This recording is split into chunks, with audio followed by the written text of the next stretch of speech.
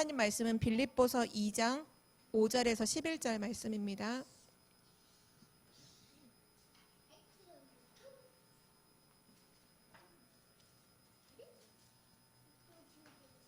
빌립보서 2장 5절에서 11절 말씀까지를 우리 한 절씩 교독하시겠습니다. 너희 안에 이 마음을 품으라. 곧 그리스도 예수의 마음이니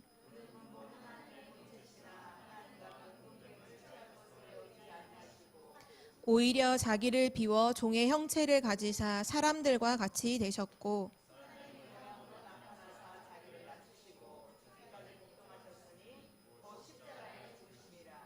이러므로 하나님이 그를 지극히 높여 모든 이름 위에 뛰어난 이름을 주사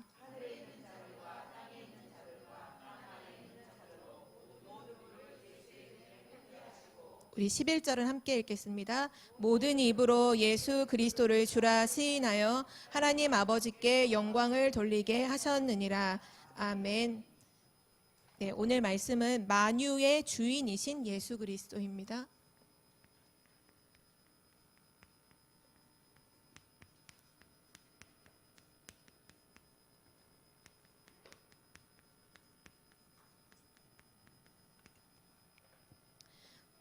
만유라는 건 이 세상에 존재하는 모든 것을 말하는데요. 뜻이 그 뜻이에요. 우주에 존재하는 모든 것. 그러니까 모든 것의 주인이신 예수 그리스도. 오늘 정말 그 그리스도를 발견하고 누리는 시간 되시기를 기도합니다. 우리 이번 주 강단 말씀 결론에서 기도의 5가지 단계를 말씀해 주셨죠. 그때 첫 번째 단계가 하나님께 집중하는 것이었잖아요. 오늘 서론으로는 그 부분을 좀 우리가 함께 왜 하나님께서 하나님께 집중하라고 하셨는지를 우리가 그냥 하나님께 집중해야 돼. 그냥 알고 넘어가면 안 되고 왜 그렇게 해야 되는지를 조금 점검하고 함께 말씀을 들어가도록 하겠습니다. 왜 하나님께서 우리에게 하나님께 집중하라고 하셨을까요? 누구를 위해서일까요? 그러니까 하나님께서 내가 하나님이야, 넌 피조물이야, 너 나한테 집중해. 이렇게 강요를 하시고 협박을 하신 게 아니잖아요. 그렇죠? 우리에게 하나님께서 뭐라고 말씀하셨냐면 하나님께 집중해라. 그 말씀을 하신 거는 하나님을 위해서가 아니라 실은 맞아요. 우리를 위해서 하신 말씀이에요. 그거를 우리가 절대로 착각하면 안 돼요. 내가 하나님을 위해서 하나님께 집중하는 게 아니라요. 하나님이 방주를 노아에게 만들라고 하실 때 너를 위해서, 내 가족을 위해서, 너의 후손을 위해서 방주를 만들라 하신 것처럼 이 하나님께 집중하는 건요. 우리가 사는 길이에요.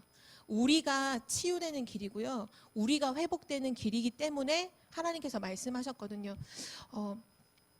이 말씀을 왜 하셨냐면요. 지금 하나님을 떠나 있는 모든 사람들의 상태가 이거랑은 완전히 반대이기 때문이에요. 우리가 보통 세상에서도 집중이라는 단어를 써요. 아이들한테 야 공부에 집중해. 또는 엄마가 자녀한테 야 엄마 말에 좀 집중 좀 해봐 라는 단어를 쓰지만 실상은 하나님을 떠난 인간은요. 집중을 할 수가 없어요. 집중할 수 있는 상태가 안 돼요. 어떤 상태냐면요. 모든 하나님 떠나 있는 모든 사람들은요.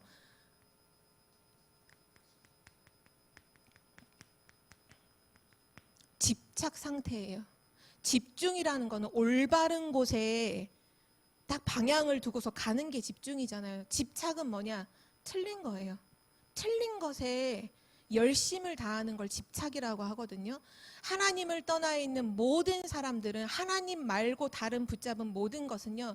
집중이 될 수가 없어요. 집착이 되는 거예요. 근데 우리가 이 집착이라는 거 안에는요. 중요한 한 가지가 이렇게 포함이 되어 있는데 그게 뭐냐면요. 병이에요, 병. 그래서 우리가 보통 병적 집중 막 이렇게 하잖아요. 병적 집착이라고 하죠. 집착은 병이에요. 정신병이에요. 하나님을 떠나 있는 모든 사람들이요. 영혼이 완전히 이미 무너졌고 생각, 마음이요. 이미 무너져 있어요. 막 옷을 벗고 막 밖에서 뛰어다니고 막 머리에 꽃을 꽂고 그게 정신병이 아니라 올바른 것에 집중할 수 없는 집착 상태에 놓여 있는 게 인간이기 때문이에요. 뭐에 집착을 하냐면요, 사단이 준 것에 집착을 해요. 그래서 창세기 3장, 6장, 11장을 우리가 보통 말할 때 나 중심, 물질 중심, 성공 중심이라 하잖아요. 그게 똑같은 말이에요. 중심이라는 건 뭐냐 하면 나 집착, 물질 집착, 성공 집착하며 산다는 거예요. 하나님을 떠나 있는 모든 사람들은요, 다 자기 자신에게 집착하며 살아요.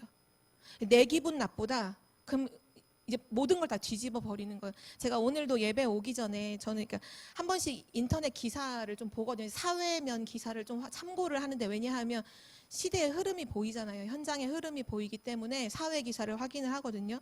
근데 오늘도 워낙 많은 막 살인 기사, 뭐 폭행하는 거, 폭력하는 그런 기사들이 많이 나와 있잖아요. 이유가 뭔지 아세요? 이유가 다 똑같아요. 이 사람이 나를 무시했다 이거예요. 이 사람이 나에게 이런 어떤 기분 나쁜 말을 했다 이거예요. 그러니까 사람들이 못 참는 거죠. 나에게 대해서 뭔가 좀 나를 무시하고 나를 좀 비난하거나 너 왜 그렇게 해? 또는 집에서 부인이 남편한테 왜 돈도 못 벌어와? 이렇게 하면 자존심이 상해서 그걸로 폭행으로 이어지고 심각하면 살인으로 이어지죠. 결국은 나 집착된 상태에서 누군가가 나에게 조금만 뭐라 하면요, 못 견디는 거예요. 집착이 무서운 점이 그거예요. 근데 이게 나뿐만 아니라 지금 대부분의 학생들이 공부할 때도 보면 실제로 공부 집중한다고 생각하지만 하나님 떠나 있는 친구들에게 공부는요, 집착의 대상이에요. 그래서 공부 막 집착하는 애들은 어떻게 하나요? 막 자기 공부할 때 옆에서 친구가 볼펜 딸깍하는 소리도 못 견뎌 해요. 그게 말이 돼요? 볼펜 이렇게 하는 거 옆에서 이렇게 옷 이렇게 더우면 옷 벗잖아요. 그럼 조용히 좀 해줄래? 너가 옷 벗는 게 시끄러워서 집중이 안 되잖아. 막 문제 하나 틀리고 막 울고불고 하고 막 죽을까 막 이런 고민을 한다니까. 왜요? 집착되어 있으면 그래요. 우리가 기사에도 보면 스토커 이런 거 아시죠? 스토커. 어떤 남자가 자기를 좋아해주지, 자기를 너무 싫어해. 안 그랬으면 좋겠다고 의사를 분명히 표현했는데도 막 여자 집에 찾아가서 맨날 초인종 누르고 막 사랑한다고 막 꽃다발 막 배달하고 막 초콜릿 배달하고. 근데 그 여자는 막 치를 떠는 거죠. 너무 싫다고. 그러다가 나중에 이 남자가 자기가 하다가 여자가 안 받아들여주면 왜 내 사랑을 무시하냐면서 여자를 막 폭행하거나 심지어 죽이기까지 하잖아요. 막 납치도 하고요. 뭐냐 하면 세상에서 뭐 범죄를 일으키는 사람들만 그런 게 아니라요, 하나님을 떠나 있는 모든 사람들은 전부가 다 집착되어 있는 상태인 거예요. 병들어 있어요. 구원받은 하나님 자녀는 어떤가요? 하나님의 은혜로 사망에서 생명으로 옮겼어요. 그럼에도 불구하고 여전히 잘못된 각인뿌리 체질 속에서 이거에 집착하고 있는 사람도 너무 많고요. 또 이거에는 좀 벗어나 있어요. 좀 이거 성공은 이거 창세기 11장이야. 물질 집중하는 거 이거 창세기 6장이지 하면서 거긴 벗어나 있는데 대부분이 뭐에 집착을 하시냐면요, 내 문제, 내 상처에 거의 집착하고 살아요. 어떤 사람은 신앙생활하면서 평생 뭐 하냐, 내 문제 어떻게 해결할까 그거예요. 내 문제 해결되면 조금 해결될 것 같으면 기분 좋다가 또 문제 또 터지면 거기서 또 다운됐다가 또 업됐다가 업다운을 뭘로 하냐면 내 문제인 거예요. 문제. 내가 갖고 있는 문제. 그게 개인의 영적 문제일 수도 있고요, 가정의 문제일 수도 있고, 자녀 문제일 수도 있고, 남편 또는 부인 문제일 수도 있는데요, 그걸 문제라고 생각해 문제라고 딱 틀을 정해놓고는 평생 그것 가지고 언제 그거 해결될까 계속 거기에 집착을 하는 거죠. 하나님께서 왜 우리에게 하나님께 집중하라고 하시냐면요, 이거에서 벗어날 수 있는 길은 이것밖에 없어요. 하나님께 집중하는 것밖에 없어요. 인간은 창세기 1장 27절 28절에 인간의 근본에 대해서 하나님 말씀 주셨잖아요. 하나님의 형상이에요. 하나님의 형상이라는 건 하나님께 집중될 때 온전해지는 거예요. 하나님과 함께 할 때 행복하고 만족이 오는 그 존재인 거잖아요. 그래서 인간은 하나님께 집중한다는 게 뭔가를 새롭게 하는 게 아니라 원래 우리를 창조하셨던 그 근본의 행복, 근본의 그 만족으로 우리를 딱 놓이게 하는, 가장 우리를 온전케 하는 그 자리가 어디냐? 하나님께 집중하는 거예요. 그래서 하나님께서 우리에게 하나님께 집중하라고 하셨어요. 기도의 5가지 단계를 말씀하셨는데요. 이게 진짜 묵상하고 알면 너무 간단하고 진짜 이것밖에 없어요. 근데 이걸 모르면 이거 1번, 1단계, 2단계, 3단계, 4단계 복잡해질 수 있거든요. 그게 아니라요. 좀 간단하게 설명을 드릴게요. 결국 우리의 생각과 마음은 그냥 멍하니 있지 않잖아요. 뭔가를 생각하고 뭔가를 마음에 담고 있어요. 근데 이것은 반드시 뭐에 100%냐면요. 뇌에 100% 각인이 다 돼요. 내가 혼자 있을 때 늘 생각하는 거 있죠. 그거는 뇌에 그냥 100%로 꽂혀서 각인되는 거예요. 내 마음속에 담고 있는 거 있죠. 그 저 깊숙한 곳에 담고 있는 그거는 뇌에 계속 각인되는 거예요. 만약에 내가 누군가를 계속 미워한다. 자꾸 누군가를 미워하는 생각과 마음이 계속 든다. 100% 뇌에 계속 각인되고 있는 거예요. 내가 만약에 내가 예수는 그리스도라고 말을 하지만 인생을 살아보니 돈이 너무 필요하더라. 돈이 있으면 꿀리지 않고 다른 사람들이 나를 우습게 보지 않고 뭔가 좀 해결하는 능력도 돈에 있더라. 돈 하면요. 그게 계속 각인되는 거예요. 근데 무서운 건 뭐냐 하면 뇌로만 가는 게 아니라 반드시 그 각인된 것은 영혼으로 가게 되고요. 영혼 속까지 들어간 것은 영원한 것과 연결이 된다는 거예요. 여기서 모든 건 판가름되는 거예요. 그래서 생각이 단순한 것 같지만 굉장히 중요해요. 생각으로부터 영혼까지 가거든요. 영혼을 넘어 영혼까지 가거든요. 그래서 이 생각과 마음 속에 기도의 시작은 뭐냐? 결국 생각과 마음을 가지고 시작하는 것인데 그 생각과 마음을 하나님께 집중하는 거죠. 이때 하나님께 집중하는 방법에는 여러 가지가 있을 수 있어요. 누군가에게는 찬양을 통해서 하나님께 집중할 수도 있고요. 누군가는 말씀을 깊이 묵상하는 그 속에서 집중할 수도 있고요.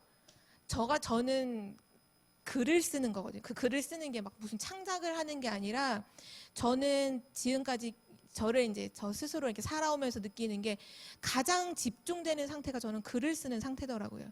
그래서 저는 기도 수첩이 웬만하면 거의 빽빽하게 적혀 있는데 이유가 뭐냐 하면 뭔가를 많이 해서가 아니라 저 나름대로의 집중의 방법이 글이에요.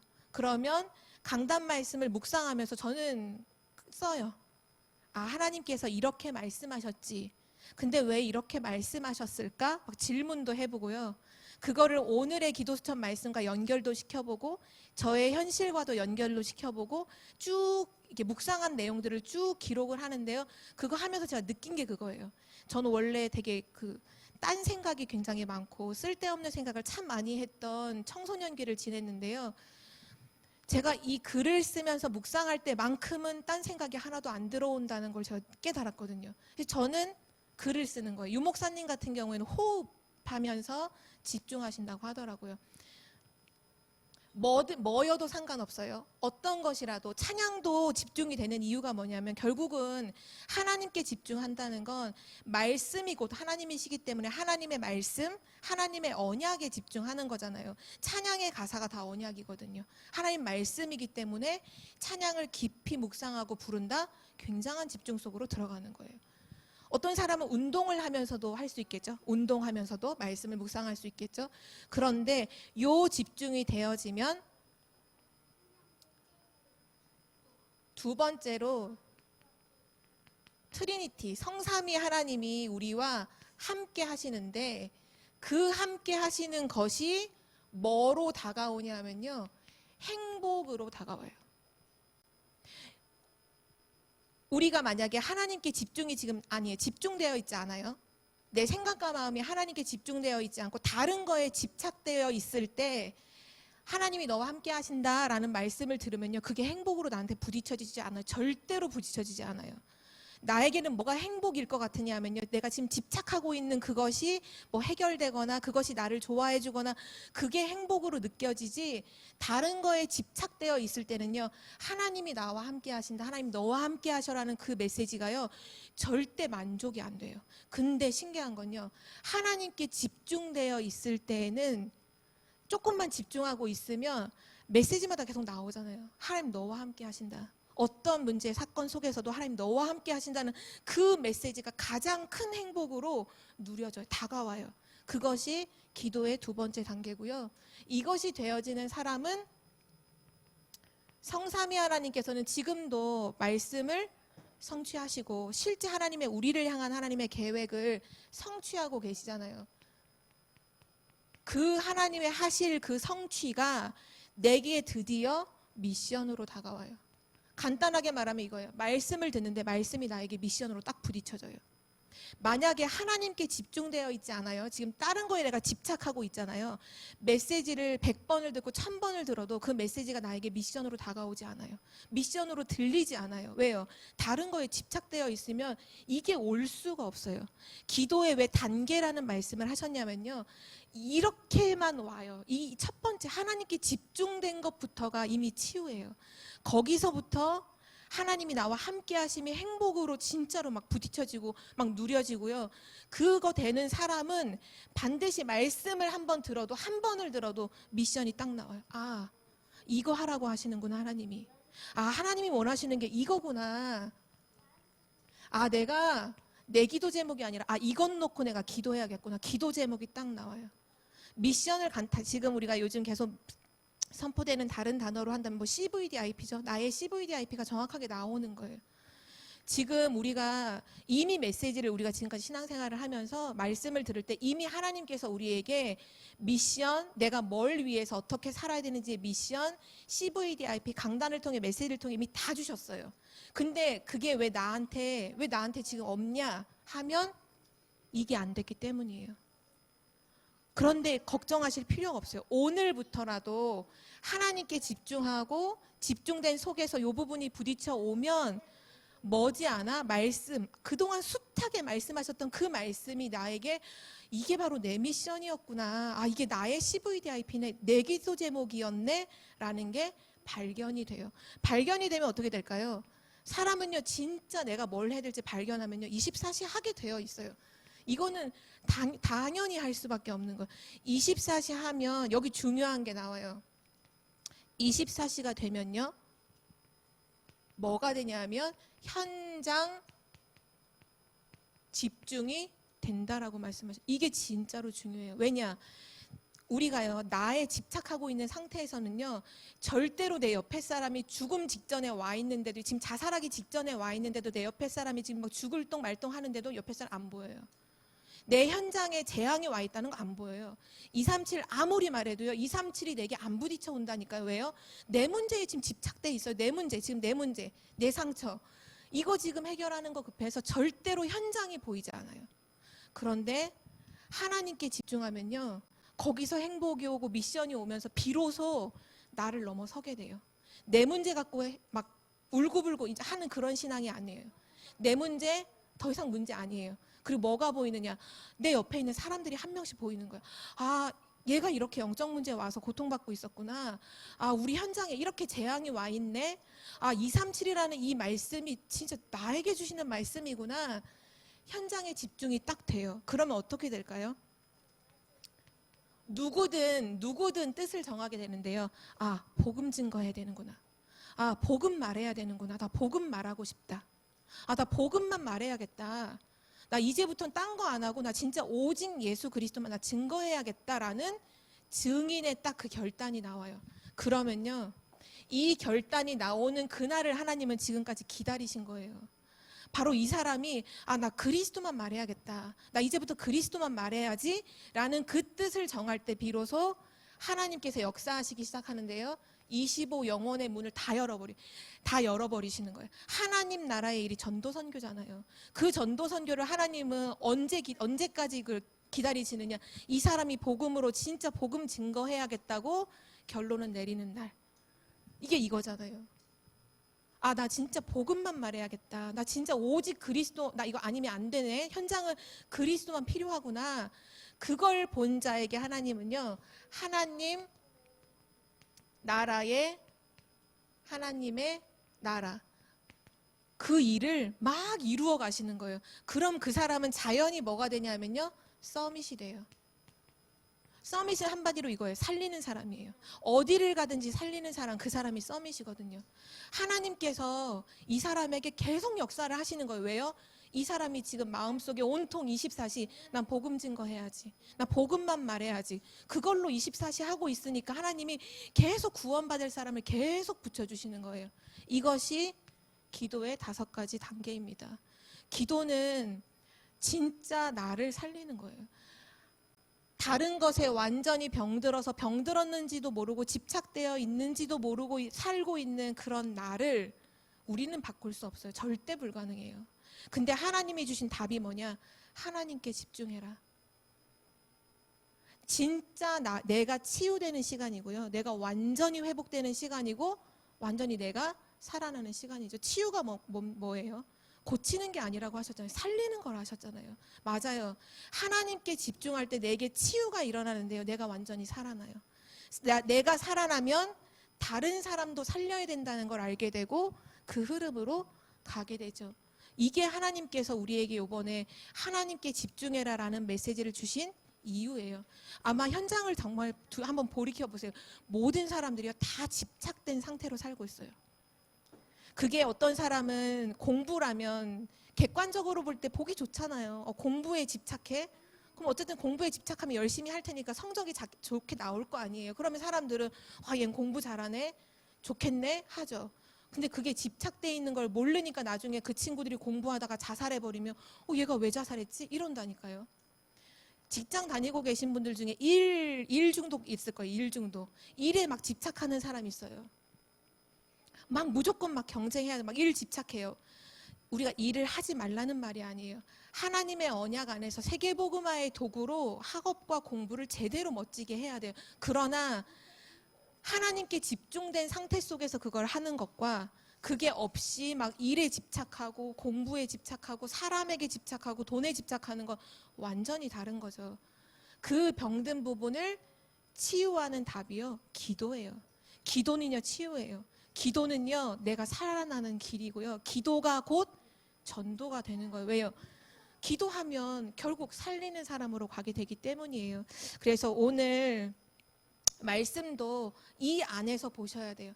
진짜 하나님께 집중된 속에서 오늘 말씀의 제목이 만유의 주인이신 예수 그리스도. 우리 이번 주 강단 말씀에 뭐라고 말씀하셨죠? 장성한 자는 뭐냐? 그리스도를 발견한 자다. 그리스도로 만족하는 자다. 그리스도로 충분하고 그리스도로 행복한 사람이 장성한 자라 하셨잖아요. 근데 중요한 거는 그리스도가 누군지 모르는데 내가 어떻게 그리스도를 누릴 수가 있어요. 그렇죠? 진짜 그리스도를 누리면요 반드시 승리하게 되거든요. 그리스도와 진짜 24시 함께하면 성경에 나와 있는 모든 인물들처럼 요셉이 그러했던 것처럼 다윗이 그러했던 것처럼 실제 우리 막 무디 웨슬레 여러 막 사람들이 그러했던 것처럼 진짜 하나님과 그리스도와 함께함을 누리면 승리하는 인생이 돼요. 근데 중요한 건 함께하기 이전에 먼저 알아야 되잖아요.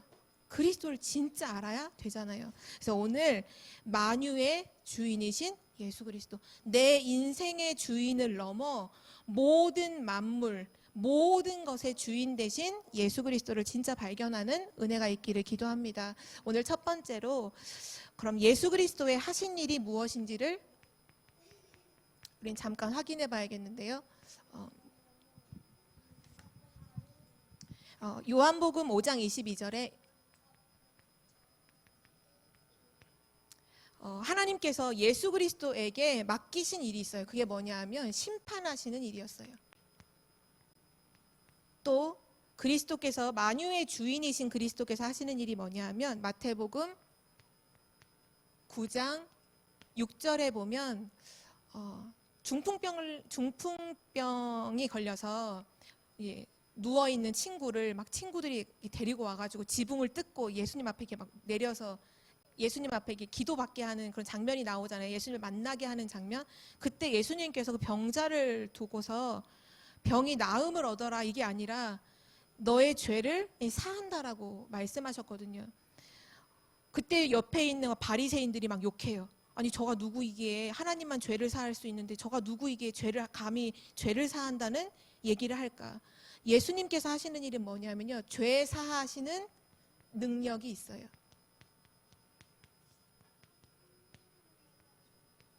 그리고 또 어떤 일을 하시냐면 요한복음 6장 47절에 보면 결국 멸망 가운데 있는 우리에게 믿는 자에게 영생을 주시는 분, 바로 그분이 예수 그리스도이십니다. 온 세상을 심판하시고 죄를 사하시고 영생을 주시는 그 일을 예수 그리스도께서 하셨는데요. 대체 예수 그리스도가 어떤 분이기에 이런 중요한 심판의 일을, 죄 사하는 능력을, 그리고 영생을 주시는 일을 할까요? 대체 누구이기에 그럴까요? 요한복음 5장 17절에서 18절에 나오는 말씀인데요. 오늘 우리가 읽었던 본문과도 일맥상통하는 메시지이기도 한데요. 제가 읽어드리면, 예수께서 그들에게 이르시되 내 아버지께서 이제까지 일하시니 나도 일한다 하시매, 유대인들이 이로 말미암아 더욱 예수를 죽이고자 하니 이는 안식일을 범할 뿐만 아니라 하나님을 자기의 친아버지라 하여 자기를 하나님과 동등으로 삼으심이라. 예수님께서 하시는 사실 이 일이요, 원래 하나님이 하시는 일이에요. 세상을 심판하시고 죄를 사하시고 영생을 주시는 일을 하나님만 하시는 건데, 그 하나님이 하시는 일을 바로 예수 그리스도께서 하신 거예요. 대체 그분이 누구시냐? 바로 예수 그리스도는 하나님과 동등되다는 거죠. 오늘 우리 본문 말씀에도 예수 그리스도는 하나님과 동등, 하나님의 본체시나 동등됨을 취할 것으로 여기지 아니하시고 자기를 버려서 종의 형상으로 우리를 구원하시려고 이 땅에 오셨잖아요. 그래서 전도자 바울은요, 정확하게 예수 그리스도로 이렇게 고백했어요.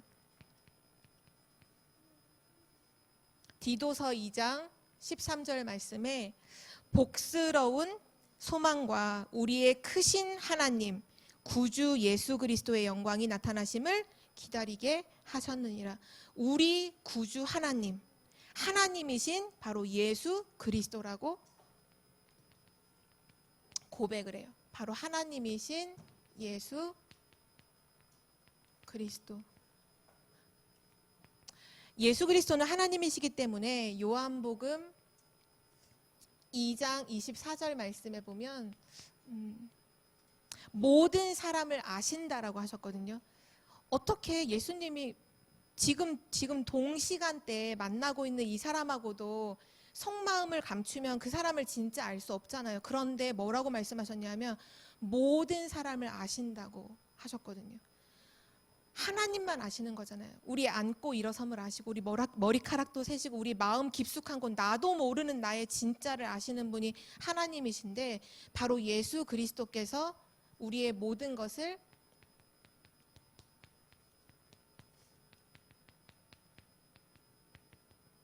아시는 분이시기에 바로 이 일을 하시는 거고요.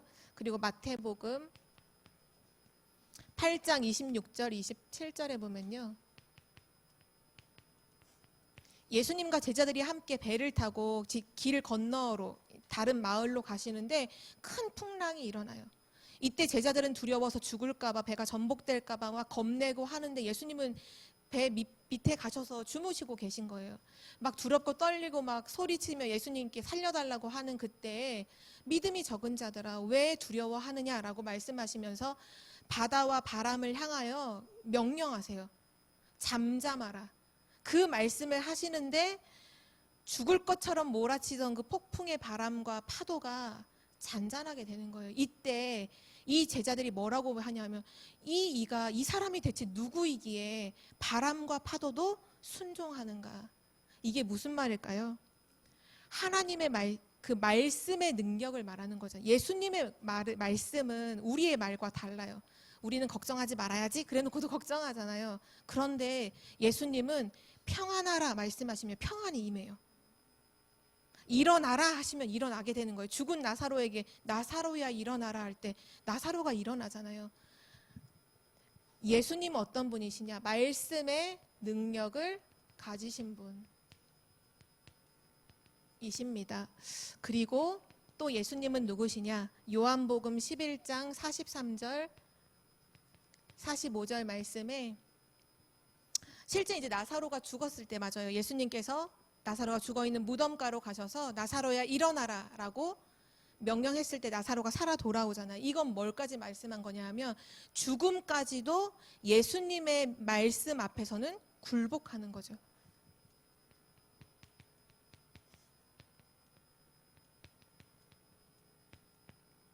한마디로 예수님은 어떤 분이신가?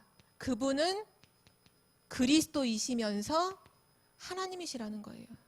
하나님이시기에 예수 그리스도는 만유의 주인 되신다는 거죠. 우리가 그 사실을 믿어야 할 것이고요. 그리고 세 번째, 예수 그리스도는 하나님이 참 하나님이시면서 그리스도의 능력으로 우리의 구원자가 되시잖아요. 우리의 구원자가 되시는 증거가 있는데요. 요한복음 2장 19절에서 21절 말씀에 예수님께서 이렇게 말씀하셨어요. 유대인들을 향해서 너희가 유대인들은 워낙 성전을 굉장히 중요시 하잖아요. 막 안식일 엄청 거룩하게 지키고 막 그 성전을 향해서 유대인들에게 너희가 이 성전을 헐라 그러면 내가 사흘 동안에 다시 세우리라. 이 얘기를 듣고 유대인들이 막 이런 얘기를 해요. 아니 이 성전을 46년 동안에 지었는데 46년이나 걸려서 지은 이 성전을 무너뜨렸는데 3일 만에 사흘 만에 다시 세우겠다고 막 사람들이 막 수근수근거리고 막 욕을 했어요. 근데 이때 21절에 보면 그러나 예수는 성전된 자기 육체를 가리켜 말씀하신 것이라. 성전된 예수님께서 십자가에 죽으시고 사흘 만에 부활하실 것을 이렇게 말씀하신 거예요. 이게 뭐냐? 구원자이심의 증거가 뭐냐 하면 예수님의 죽으심과 부활하심. 그것이 우리의 구원자라는 증거예요. 그분은 우리의 모든 죄 문제를 해결하시려고 십자가에 죽으셨고 하나님이라는 증거로 그리스도라는 증거로 구원자라는 증거로 부활하셨잖아요. 그래서 마태복음에 누가복음 24장 6절에 보면요. 막달라 마리아가 예수님의 죽은 시체에 기름 바르려고 찾아왔을 때 천사가 얘기해 주잖아요. 여기 계시지 않고 살아나셨느니라. 네, 맞아요. 예수 그리스도께서는 부활하시는 그 증거, 부활의 증거로 친히 우리의 구원자가 되심을 증명하셨고요. 그리고 지금뿐만 아니라 이제 앞으로 장래 일에도 이 구원자 되신 예수님이 모든 사람에게 증거를 나타내실 건데요. 한마디로 말하면 재림주로 오신다는 거예요. 우리는 지금 예수 그리스도가 이제 하늘로 승천하여 가시고 재림하여 오시는 그 기간을 지금 살고 있죠. 그 기간을 말세 시대라고 하거든요. 성경엔 기록이 나오잖아요. 말세 시대 어떤 고통하는 시대다. 막 타락하고 자기를 사랑하고 뭐 용서하지 아니하고 막 영적으로 엄청난 혼란의 시대가 오는 그 시대를 우리가 살고 있는데 이때 재림하여 다시 오실 그 예수 그리스도가 어떤 방법으로 만민에게 다시 오실 것인지를 성경은 정확하게 기록하고 있어요. 마태복음 24장 30절 말씀인데요. 그때 인자의 징조가 하늘에서 보이겠고 그때 땅의 모든 족속들이 통곡하여 그들이 인자가 구름을 타고 능력과 큰 영광으로 오는 것을 보리라. 모든 족속들이 눈으로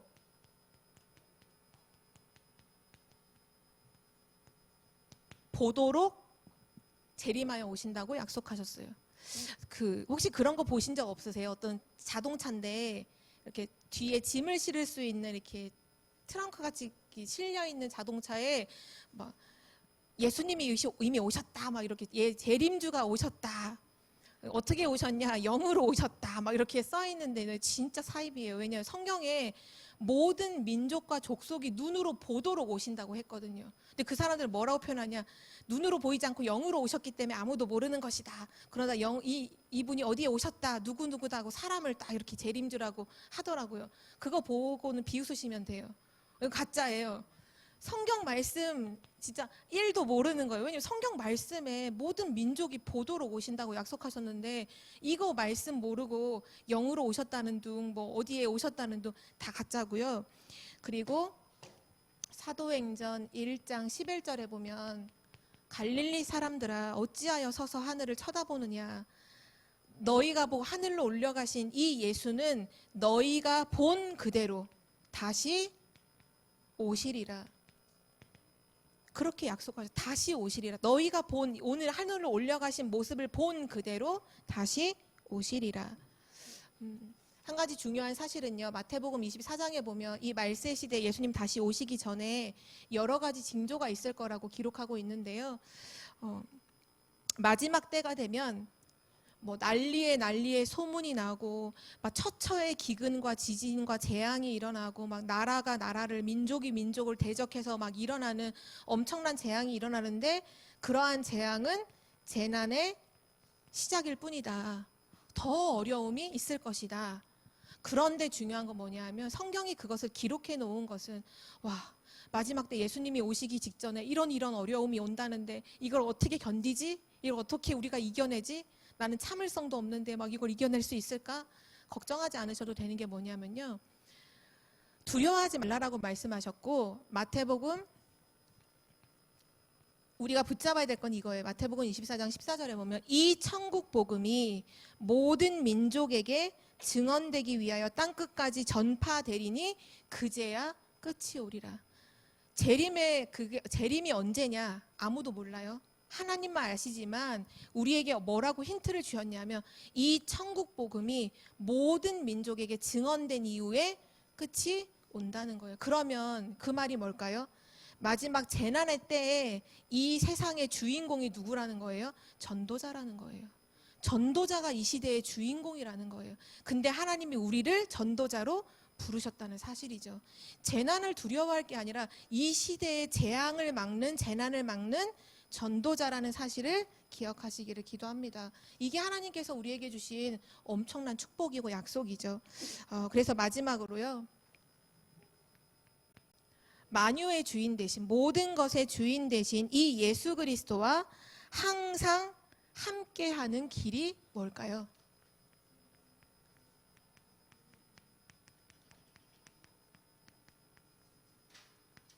함께하는 길. 두 가지 말씀을 우리에게 주셨는데요. 첫 번째가 갈라디아서 2장 20절의 말씀입니다. 나는 죽고 내 안에 그리스도가 사시는 것. 그래서 이제부터 내가 육체 가운데 사는 것은 바로 우리 지금의 우리 삶이죠. 우리가 지금 육체 가운데 살고 있잖아요. 내가 육체 가운데 사는 것은 나를 사랑하사, 나를 완전히 회복시키시는 나를 사랑하사, 나를 위하여 자기 자신을 버리신 하나님의 아들을 믿는 믿음 안에서 사는 것이라. 예수 그리스도를 믿음으로 사는 자, 사는 것. 예수 그리스도를 진짜로 믿음으로 사는 것. 그것이 그리스도와 항상 함께하는 길이에요. 이번 주 강단 말씀에서도 항상 할 거 세 가지 말씀하셨죠. 믿음, 소망, 사랑. 믿음은 뭐냐? 그리스도를 믿음. 맞아요. 우리의 믿음은 하나예요. 그리스도를 믿는 그 믿음으로 함께함을 누리고요. 그리고 두 번째는 히브리서 12장 1절에서 2절 말씀인데요. 이 말씀 우리 다 함께 찾아보도록 하겠습니다. 히브리서 12장 1절에서 2절 말씀입니다.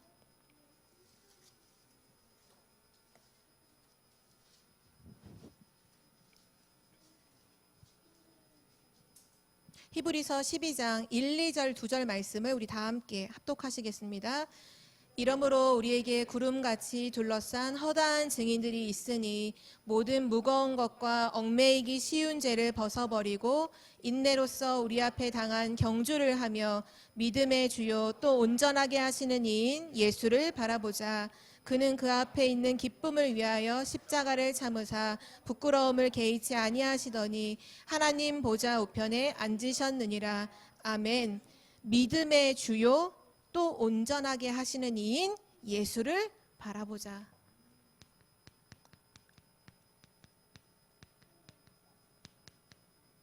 우리 인생의 주인 되신 예수를 바라보자. 만유의 주인 대신 예수를 바라보자.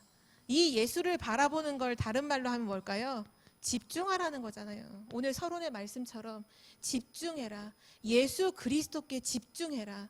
너희를 온전케 하시는, 믿음의 주여 또 온전하게 하시는, 너희를 온전하게 하시는, 가장 정상으로, 가장 축복으로 하시는, 만드시는 그 예수 그리스도, 하나님이신 바로 그 예수 그리스도께 집중해라. 이게 기도의 시작이잖아요.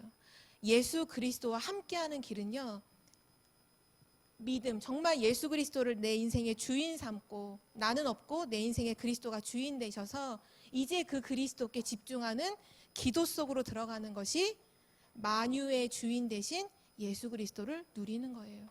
만유의 주인 된다는 건 오늘 우리가 읽었던 본문 말씀에 나오죠. 하늘에 있는 것이나 땅에 있는 것이나 땅 아래에 있는 것이나 모든 만물이 예수의 이름 앞에 무릎을 꿇는다고 했어요. 무릎을 꿇을 때가 언젠가요? 전쟁할 때 나오잖아요. 무릎 꿇는다는 행위는 뭘 의미하는 거죠? 항복이잖아요. 항복. 하얀 색깔 깃발 흔들거나 무릎을 꿇으면 항복하는 거잖아요. 모든 만물이 예수 그리스도의 이름에 무릎을 꿇어요. 그래서 우리가 꼭 기억할 것은요, 오직인데요. 오직 예수 그리스도인데, 이 예수 그리스도가 내 인생의 주인 되실 때 사단이 무릎을 꿇는다는 사실이에요. 나를 공격하는 사단, 나를 넘어뜨리려는 그 사단, 나를 정말 막 실패시키려고 지금도 호시탐탐 노리는 그 사단이 언제 무릎을 꿇느냐? 내 인생의 주인이 진짜 그리스도가 될 때, 말이 아니라 진짜 내 인생의 그리스도가 주인이 되셔서 그 주인을 누릴 때 사단이 무릎 꿇게 되고요. 그리고 만유의 주인이신 그 예수 그리스도를 누릴 때 어떤 일이 일어나느냐? 모든 만물이 무릎을 꿇어요. 그 예수의 이름 앞에 모든 권세가 무릎을 꿇어요.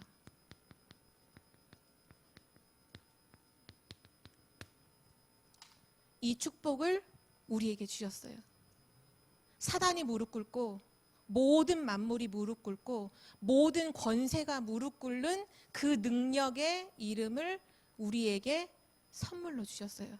진짜 우리 인생 가운데 다른 거 없어요. 우리가 또다시 삶으로 돌아가서 또 다른 집착, 잘못된 틀린 것에 열심하며 살 것이 아니라 진짜 믿음의 주요, 온전케 하시는 그리스도께 집중하고 하나님께 집중하는 것, 그 속에 모든 것 다 있다는 걸 진짜 누리는 증인 되시기를 기도합니다. 하나님 아버지 감사합니다. 오늘도 말씀을 통해서 우리에게 그리스도를 알게 하시고 하나님이시요 만물의 주인 되신 예수 그리스도를 주라고 고백할 수 있는 신분 권세 주심에 감사드립니다. 오직 예수 그리스도 앞에 내가 먼저 무릎 꿇게 하시고 그리고 내 앞에 사단이 무릎 꿇는 역사가 날마다 일어나게 하여 주옵소서. 오직 그리스도께 집중하며 오직 여호와께 집중할 때 진짜 나를 넘어서 현장을 바라보며 모든 사람을 살리는 서밋의 그 길로 걸어가게 하여 주옵소서. 감사드리며 주 예수 그리스도의 이름으로 기도드립니다. 아멘.